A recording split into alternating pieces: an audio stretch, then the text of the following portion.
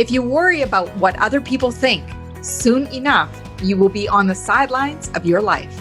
Welcome to the Millionaire Woman Show, where we'll be discussing leadership, business, human potential, inspiring you to live rich from the inside out.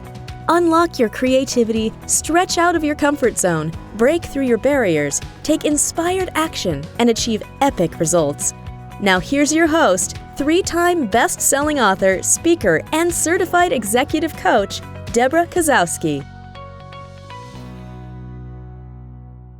Hello, everyone, and welcome to another Millionaire Woman Show where we inspire, educate, and motivate you into action. I bring you guests from around the world, and if it's your first time here, welcome. And those returning, we're so excited that you're back. Today, my special guest, I met in Thunder Bay, Ontario, when I went to go do my TEDx talk, and it was Synchro Destiny after that. Kevin Tuerff is an international author, TEDx speaker, and his experience as a 911 stranded airline passenger in Canada is one of the true stories inspiring the Tony Award-winning Broadway musical Come From Away, currently performing in US, Canada, UK, and Australia. The character, Kevin T., referred to as the gate lumberjack in the show. As a social entrepreneur, he's managed a media company, called upon for many public health emergencies, including anthrax, bioterrorism, hurricanes, H1N1, SARS, and the flu vaccine shortage. He now produces an online gathering on self-compassion and coronavirus, with in-home fitness, nutrition, meditation, and self-compassion trainings. He is a cast member in 3 related documentaries, HBO Canada, CBC, and Fox. And in 2018, House of Annecy Press published his memoir and audiobook, Channel of Peace, Stranded in Gander in 9/11. Tuerff serves as an ambassador for the Charter of Compassion, for Compassion. Kevin inspires and moves business audiences around the world with his talk, The Ripple Effect of Compassion, which focuses on the bottom line benefits of compassionate workplace for employees and customers. In his TEDx talk, Kevin explains how compassionate actions stimulate the brain, producing the helper's high. And with regular practices of kindness and compassion, science says a person can more likely be healthy and happy. As an entrepreneur, he's launched several legacy endeavors, including the University of Texas Student-Run Radio, America Recycles Day, Enviromedia, Green Canary Sustainable Consulting, the Greenwashing Index, and Pay It Forward 9/11. As co-founder and president of Austin-based Enviromedia, a certified B Corporation for 19 years, Tuerff managed 40 professionals with the average revenue of $20 million annually. He inspired employees by motivating them to follow the company's core values, Fat Cat, an acronym from fun, accuracy, teamwork, clarity, creativity, advocacy, and trust. Tuerff is also a certified instructor in Modelnetics management systems. Tuerff is an advisory board to the Brand Responsibility Master's Program at the University of Oregon Journalism and Communications in Eugene, Oregon. He is also active member of the Church of St. Francis Xavier in New York City and their immigration, environment, music, and LGBTQ ministries. Video conference speaking is available, and I am so excited to have you on the show, Kevin. We met in Thunder Bay, Ontario, and we were talking over supper that I was going to be going to New York, and you happened to be from New York.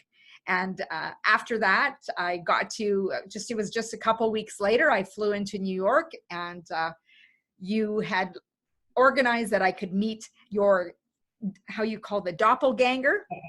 Doppelganger, yes. In this Broadway show, Come From Away, and it is amazing. It's an amazing show. It takes your breath away, and being Canadian, it made me even prouder of being Canadian.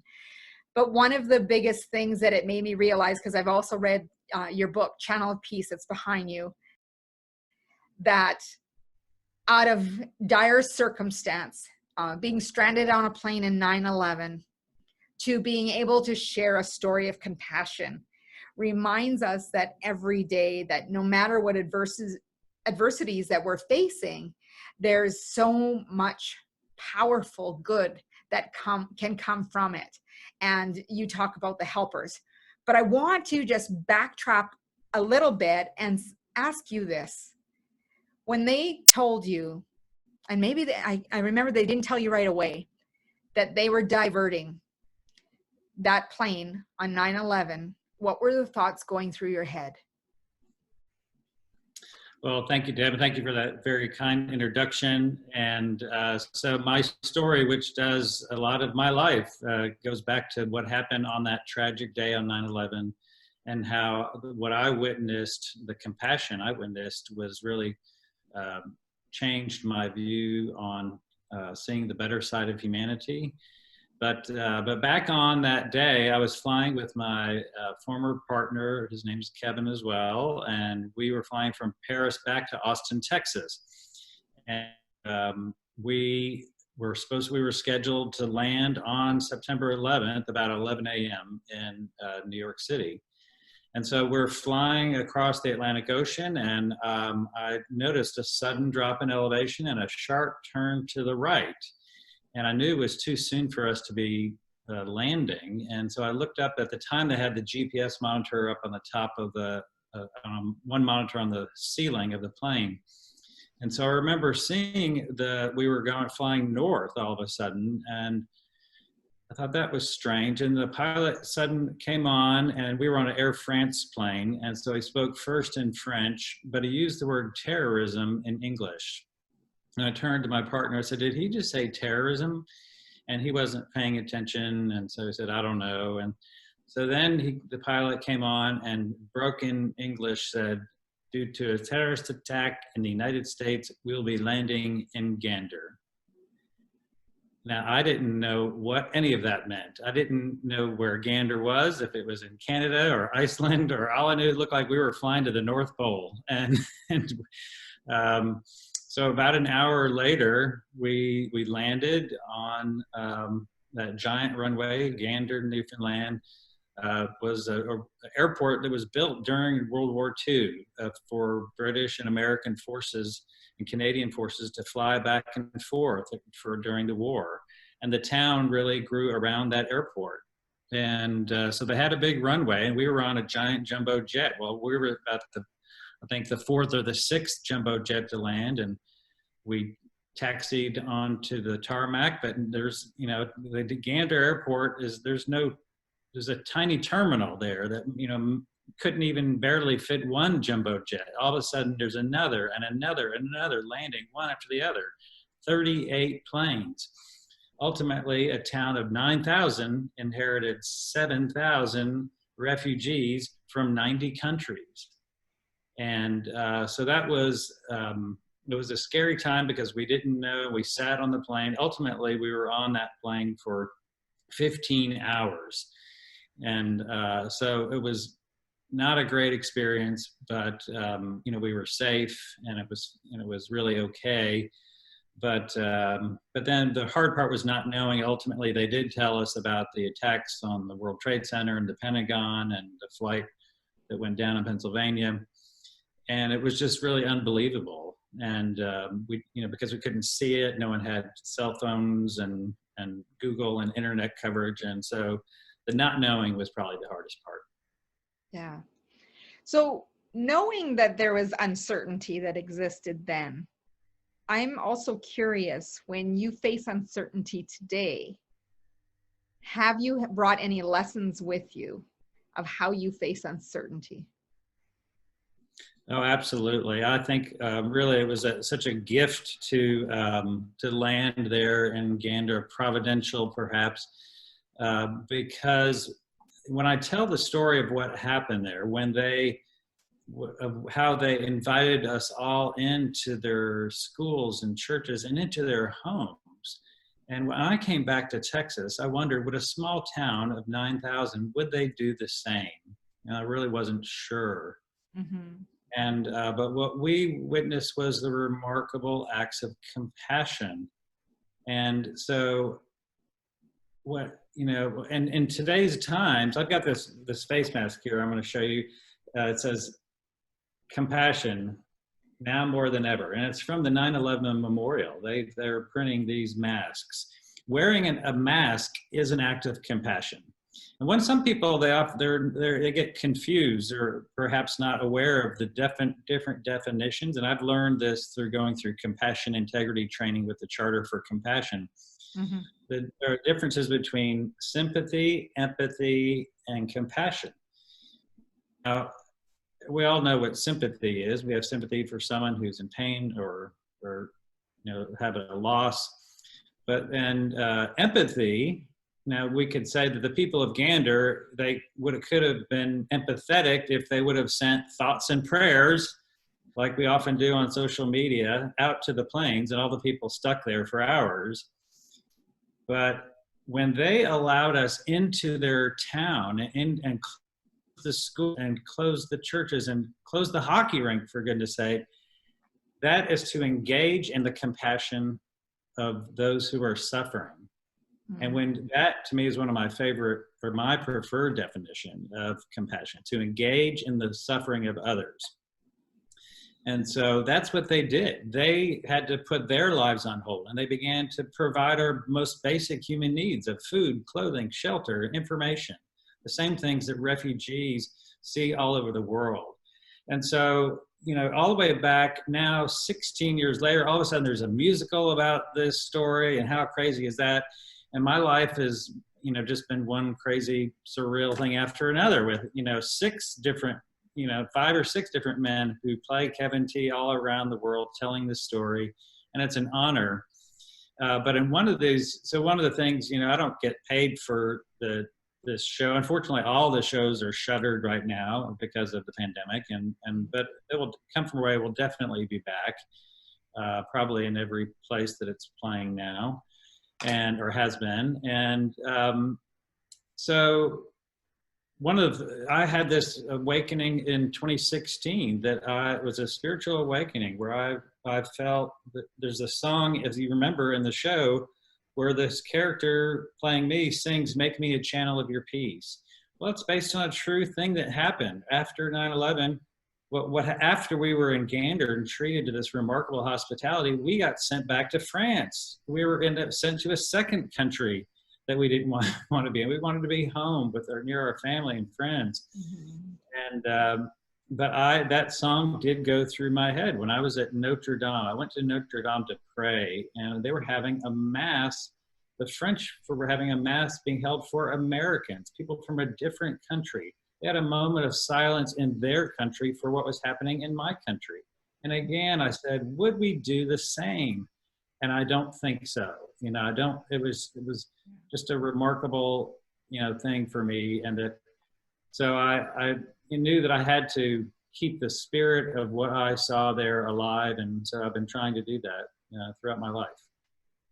So when, the uncertainty of knowing that you would be cared for, there had to be a certain level of trust that you had, that these people suddenly gave you the unexpected. And I think that's something that people don't realize. We face uncertainty every day, just as, you were stranded in Gander. But to expect the unexpected to happen and be able to trust that everything's going to be okay in whatever form it shows up, because otherwise the opportunities, the Broadway musical, and all of these things would not have unfolded. That's right.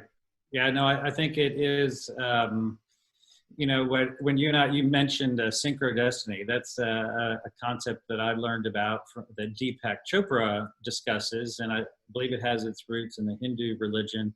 And it's the idea that there is no such thing as coincidences. You've heard that line before. Mm-hmm. And so this idea that you were sitting right across from me and I'm from New York City, you're about to go to New York City. I said, this is a Synchro Destiny. I'm certain of it. And it's fact that maybe it's manifesting right now with you inviting me to be on your podcast. Absolutely. I'm very honored. Yeah. I'm very honored to be on your podcast. But the idea of Synchro Destiny is that if you pay attention to these things that are little coincidences, and then Deepak Chopra says, and if you even journal them, if you write them down, then you can begin to see some signs for where the universe might be calling you. Mm-hmm.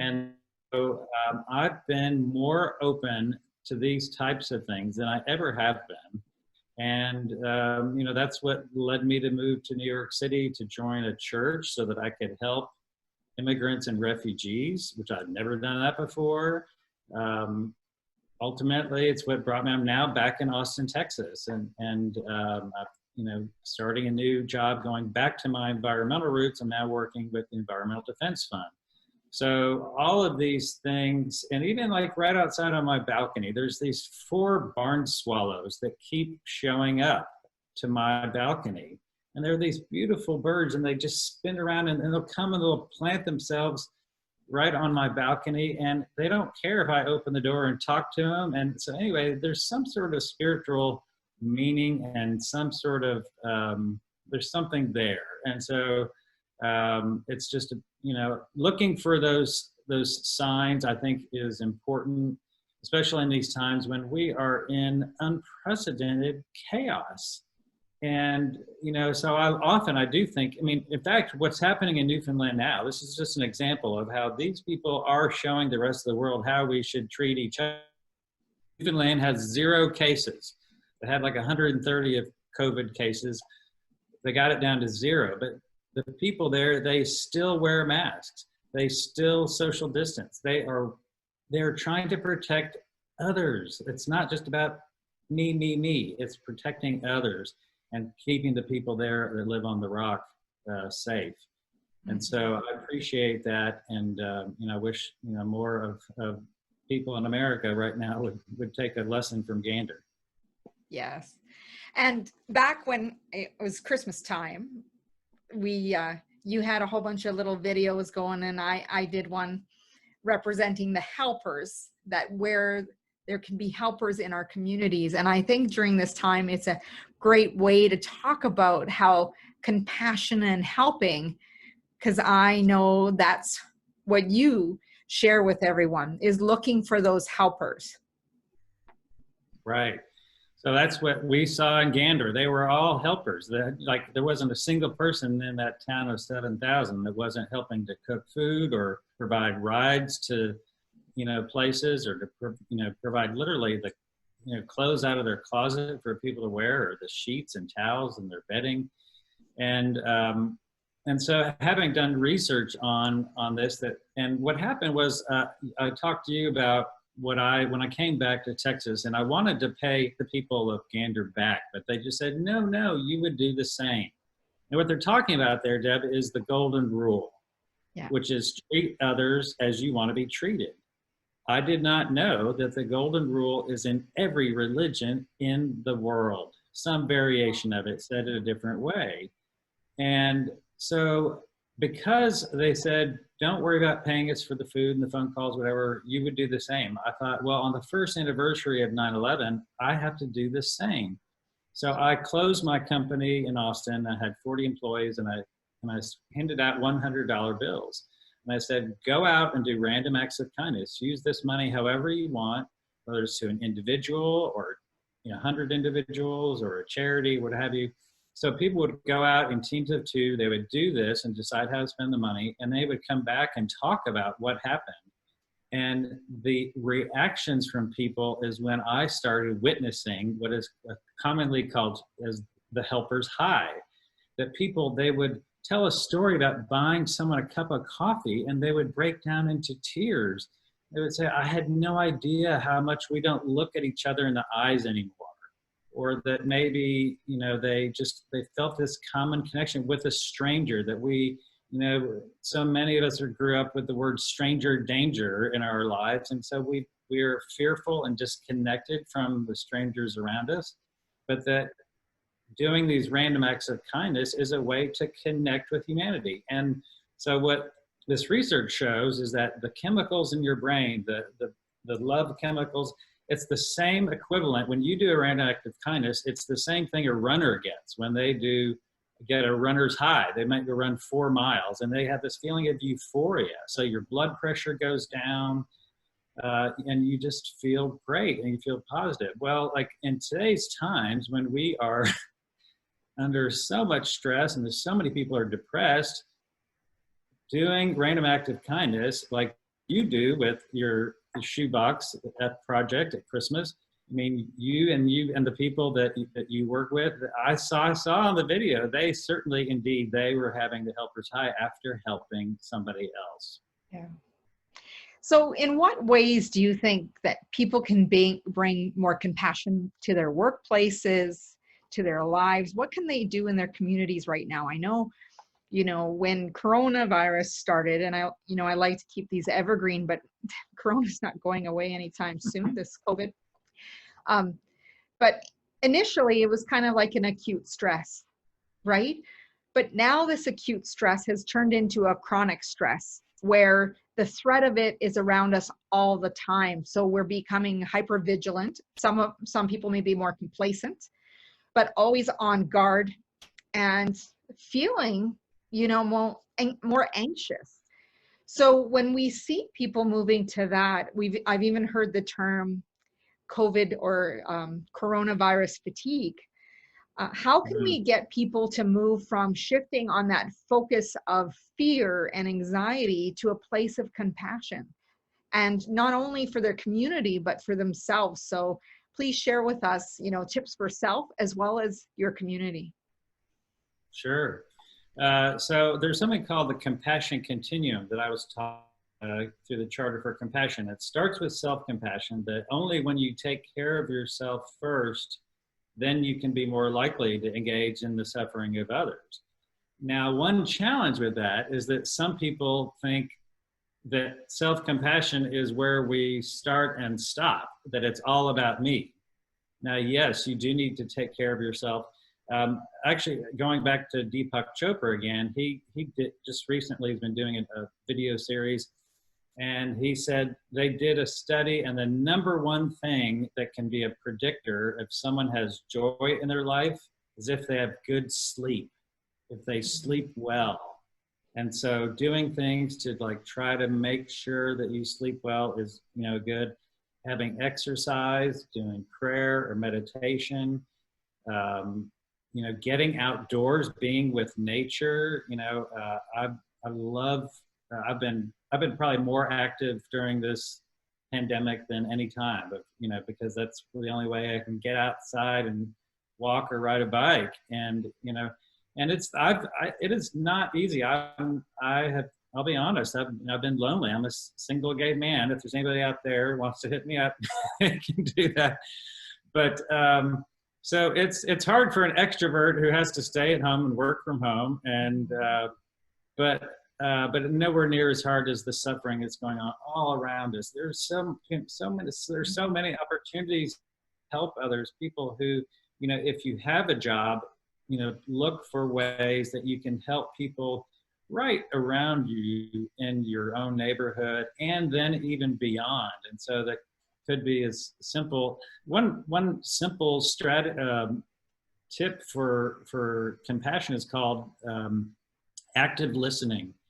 And so it might be to call somebody that you haven't talked to in a while, especially someone who might be one of those people who are really alone and afraid. Maybe they're elderly, they're in a high-risk group, and just check on them and ask questions, but don't give them advice. That's what active listening is all about, is don't feel like you have to fix somebody's problem, but just be there for somebody.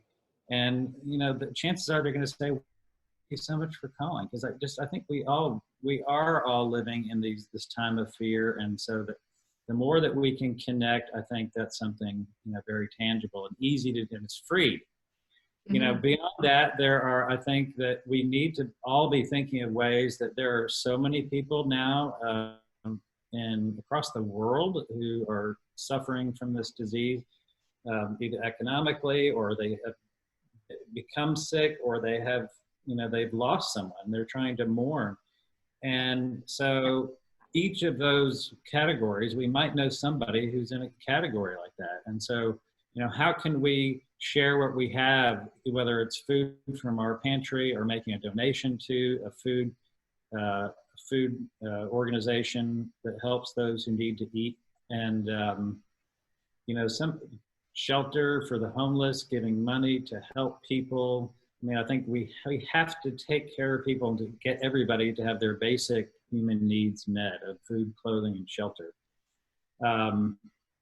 And then, you know, I think, but now is also that's something else we ought to all be looking for. Compassion is to like, how can we rebuild better? How can we come whenever there's a vaccine and we pray that everyone will get it and that this virus will eventually disappear. But how can this is for so much of us to pause and really reflect on what's important in our life. And so, you know, it's family and friends and exercise. And so how can we restructure so much about the systems that we all live in that we think that we have to have? But if we really start on focusing on that we are all the same, just like all those, you know, 7,000 strangers from 90 countries, we are all human beings. We're part of one big family. And so how can we break through change mindsets to live with more compassion for people who are not like you?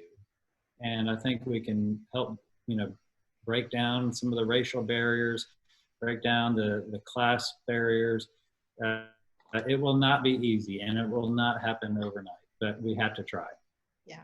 And it all starts on an individual basis. And it really comes down to, from what you're describing, and I know I like to share this a lot as well, go back to your basics, making sure you're taking those deep breaths, you know, making sure that you're having the sleep and the good, healthy eating habits. Because when you're functioning optimally, you are able to share with others. I know a couple weeks ago, I was just having an off day, and something that has been on my heart for a long time was go donate blood. I had never done it before. And I was like, just scrolling. I think scrolling around on the internet, and I was like, I wonder if there's an appointment. So I looked, and there was like an appointment within the next 45 minutes. So I'm like, okay, just do it. And I went and donated blood for the first time. And, you know, with a healthcare background, I didn't realize that when someone donates blood, you automatically help 3 people. And it was a really cool experience because, you know, I've had blood work. Many of us have had blood work before, and that's how simple it is just like going for your routine blood work. And it's not as complicated as maybe people think, and they've taken precautions, but it was something that I could do that got the focus away from myself. And I think that's often with that compassion as well, is that sometimes when we have, you know, people will say first world problems, and the things that we think we're going through that are so tough, and not to negate that, but there's people who are suffering in much bigger ways in which we have different ways of giving of ourselves. And active listening is a phenomenal way to do that, and reflecting back maybe what they're hearing so that they can hear the language and the state that they're in. And also helping empowering for what they can do, because often when we're in a state of adversity, we don't think we can do anything for anyone. Right? Exactly. And I think it so often, many of us think, well, somebody else will do it. Somebody that will, in the US, many people are like, well, that's the government's job, or that's, you know, but there are ways that we can all help. And there are, I mean, I just saw this like incredibly shocking statistic that 40% of LGBT youth in America had thoughts of suicide in 2020. Mm-hmm. And like, yikes, that is so, you know, gut wrenching. And so I'm looking up online, like, what can I do? You know, maybe it's just one young LGBT person I can mentor a little bit, you know, talk to them. So I think there's just, again, so much suffering globally that it's hard. It's so easy to think like it's too much. It's, you know, where people, they call it compassion fatigue, but it's compassion fatigue is for people that are doctors, that they are literally giving their lives for others and serving those who are suffering. And when they're tired, that's true compassion fatigue. The mm-hmm. other myth is that I don't want to hear it. We plug our ears like, and don't show me, I can't pay attention. You know, it's so easy. If you watch the news, you can get news fatigue, because there's a lot of bad stuff going on in the world right now. But we know we will get through this. We have, you know, we're as humans, we are meant to live in community, and we are meant, it's in our DNA to help one another. If somebody falls down in front of you, your automatic brain response is to lean down and lift that person up. And so we just have to figure out a way to break down some of the silos, so beyond your neighborhood, beyond your church, beyond your political party, to look beyond the silo, who's out there, that, you know, put yourself in somebody else's shoes and see, you know, what can I do? And I think you're right. If one person truly can make a difference. And I think it comes down to that taking responsibility. When people say, I like to say, own it. Like if you've hurt someone, that you're going to apologize. But at the same time, when we look around us, we all have responsibility in some shape or form.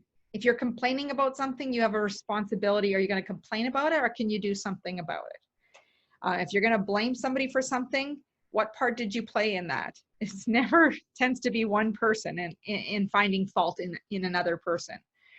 And, right. You know, blaming, complaining, and then just coming from a place of, and I love how you said this, Kevin, it's really about, what can I do? That's where compassion comes from, really, is that connection with humanity and saying, what can I do? It's what role can I play?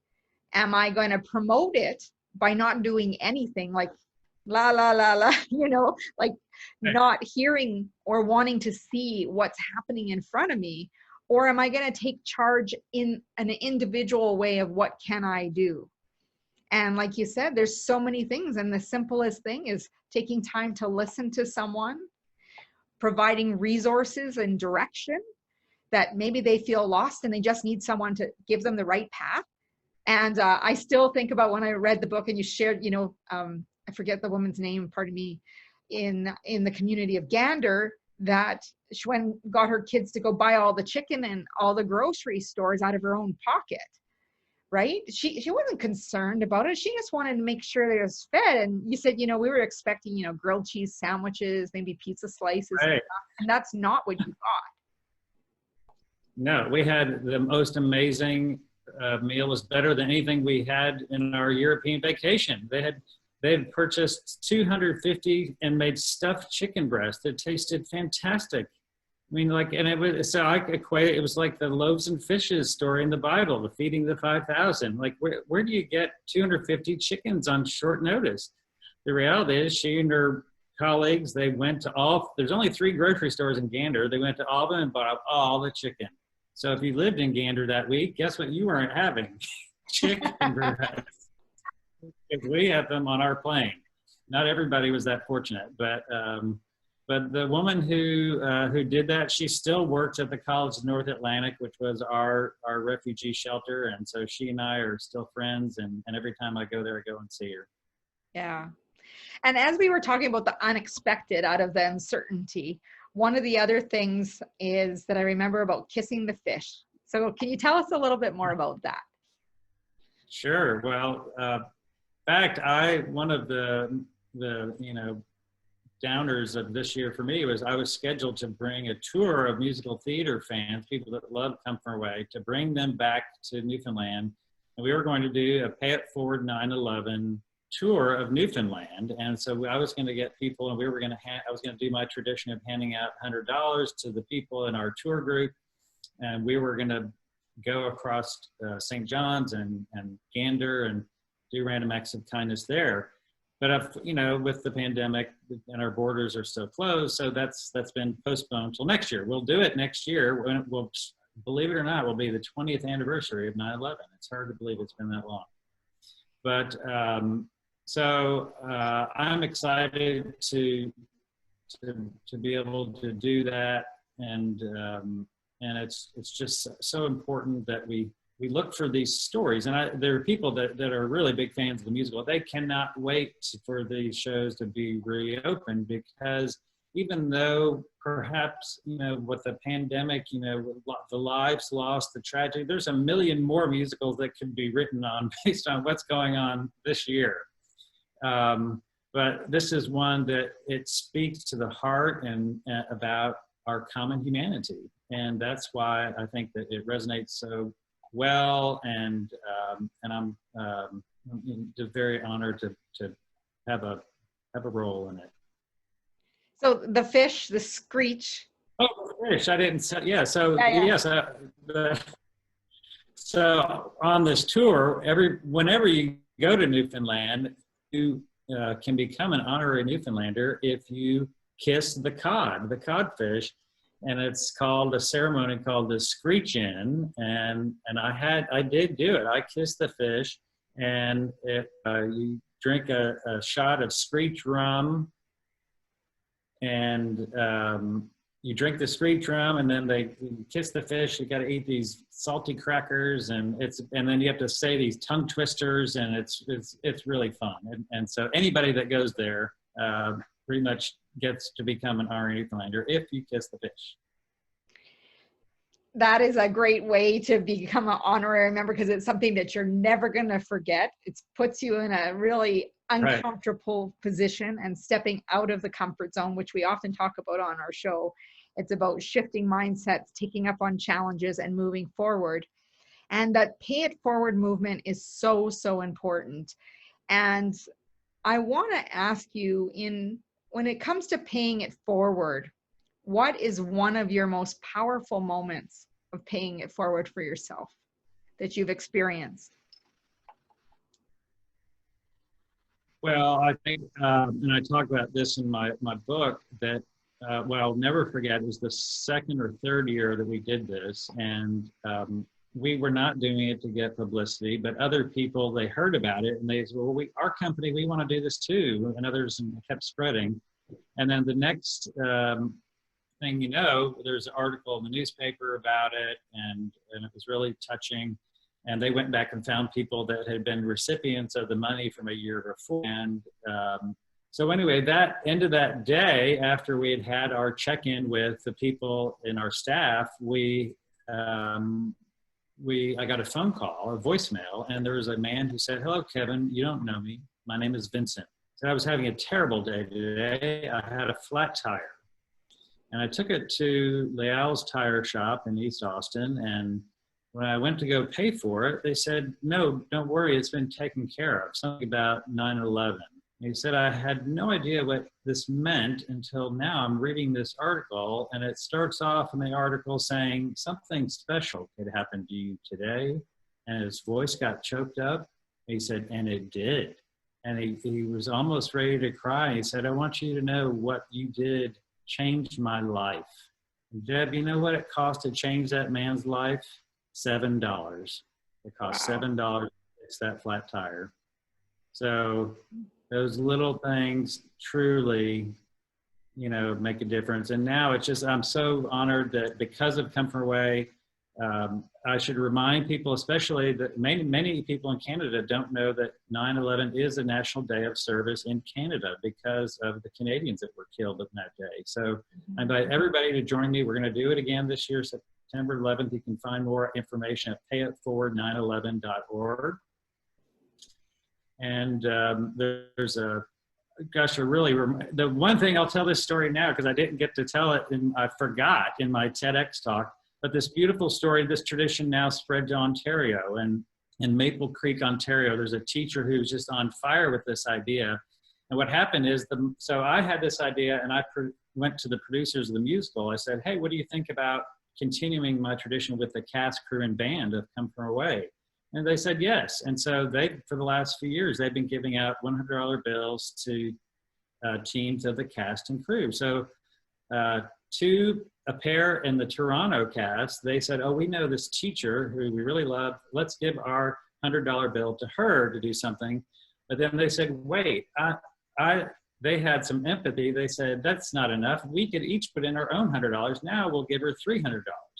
So she was able to get her elementary school, like grades 1 through 5 or 6, that every teacher was able to get some money to do something. So all of a sudden, I get this story back from this teacher, and she tells me about this, that this one young girl, she wrote up what happened, what they did with their money. The one teacher took their whatever amount of money and went and bought a bucket of flowers. I think they were carnations. And the kids wrote little notes and said, pay it forward 9/11, and tied the notes around the flower.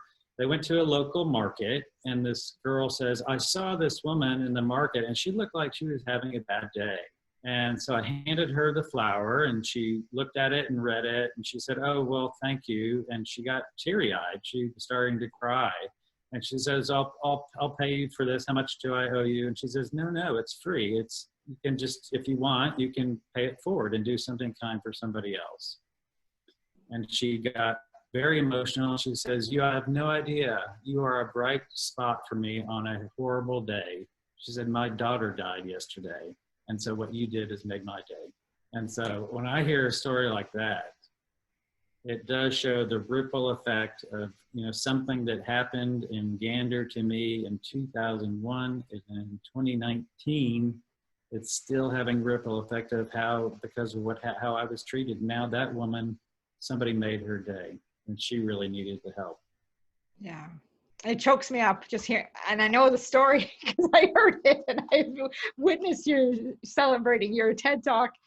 And it still chokes me up to this day. And just recently, my son discovered a country song that I heard years ago and one of the lines is, do not let the chain of love end with you. About this guy who's driving his truck. This lady has a flat tire. She wants to give him something. And he said, no, you got to pay it forward. Don't let the chain of love end with you. So I'm probably going to choke up here. And so she ends up going to this little cafe, and the waitress is 8 months pregnant and looks like she's, hard on her luck.